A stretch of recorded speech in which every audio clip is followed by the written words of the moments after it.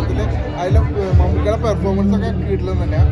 പിന്നെ മെയിനായിട്ട് പറയുകയാണെങ്കിൽ ഇതിൽ 5 ക്യാരക്ടേഴ്സ് മാത്രമേ ഉള്ളൂ. രസമാണ്, കണ്ടിരിക്കാനുണ്ട്. മലയാള സിനിമയിലെ ഒരു പുതിയ ദൃശ്യാനുഭവം തന്നെയാണ്. മമ്മൂക്ക കൊടുമ്പൻപേറ്റയായി അഭിനയിക്കുകയല്ല, ജീവിക്കുകയാണ്.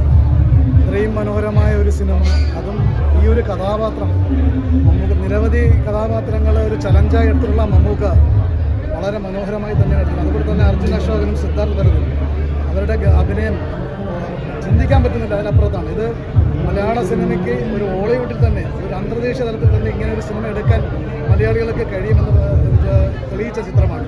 ഇന്ത്യൻ സിനിമയിലെ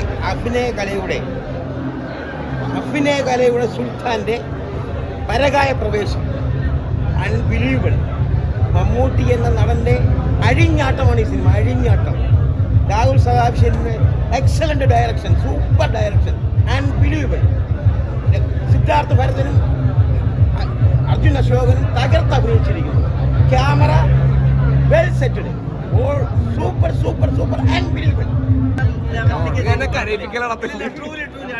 ഹാപ്പിയാടാ സത്യം. ഭയങ്കര ഇത്ര നാളെ വെയിറ്റ് ചെയ്ത് പടം സ്ക്രീനിൽ കാണാൻ വേണ്ടിയായിരുന്നു. ഞാൻ മിക്സിങ്ങിനോ വേറെ ഒരു പരിപാടിക്കും പോയിരുന്നില്ല കാണാൻ. എനിക്ക് ഇങ്ങനെ തിയേറ്ററിൽ ഇരുന്ന് കാണാൻ വേണ്ടിയായിരുന്നു.